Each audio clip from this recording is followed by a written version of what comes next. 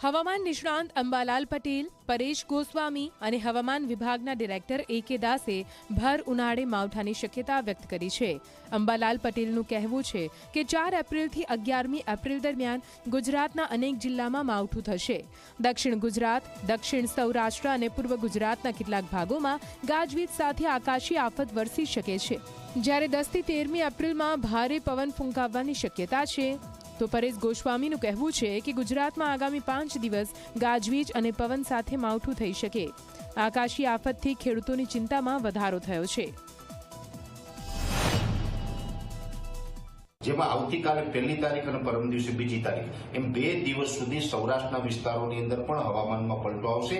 સૌરાષ્ટ્રની અંદર જે વિસ્તારોમાં માવઠાની બોટાદ, ભાવનગર, અમરેલી, ગીર સોમનાથ, જૂનાગઢ અને દક્ષિણ રાજકોટના ભાગો છે, જેમાં છૂટાછવાયા વિસ્તારોની અંદર સામાન્ય માવઠાના ઝાપટા પડે કે છાટછૂટ થાય. દરિયાઈ કાંઠાના વિસ્તારોની અંદર વધારે ઘાટા વાદળ જોવા મળે અને એકલ દોકલ જે વિસ્તારની અંદર ઝાપટા પડે તે વાત અપવાદ રહેશે. પણ દક્ષિણ ગુજરાત અને મધ્યપ્રદેશ બોર્ડર લાગુ વિસ્તારો છે એ વિસ્તારોની અંદર 5 તારીખ સુધી આ અસ્થિરતા જોવા મળશે. હજુ પણ તારીખ 4 થી 11માં રાજ્યના કેટલાક ભાગોમાં છાંટા કે કમોસમી વરસાદ થવાની શક્યતા રહેશે. જેમાં તારીખ 11 થી 13માં ભારે ધૂળકટ ચાલવાની શક્યતા રહેશે અને દેશ સહિત રાજ્યના ભાગોમાં કેટલાક ભાગોમાં ગાજવીજ સાથે કોઈ ભાગમાં વરસાદ થઈ શકે છે. હવે ગુજરાતના કયા કયા જિલ્લામાં માવઠાની શક્યતા છે તેની પર નજર કરીએ.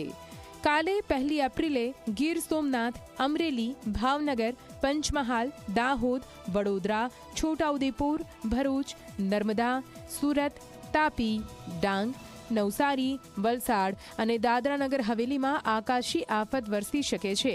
તો પ્રતિ કલાક 45 કિલોમીટરની ઝડપે પવન ફૂંકાવવાની પણ શક્યતા છે. ટ્રફ અને સાયક્લોનિક સર્ક્યુલેશનના કારણે ગુજરાતમાં માવઠાની આગાહી કરાઈ છે.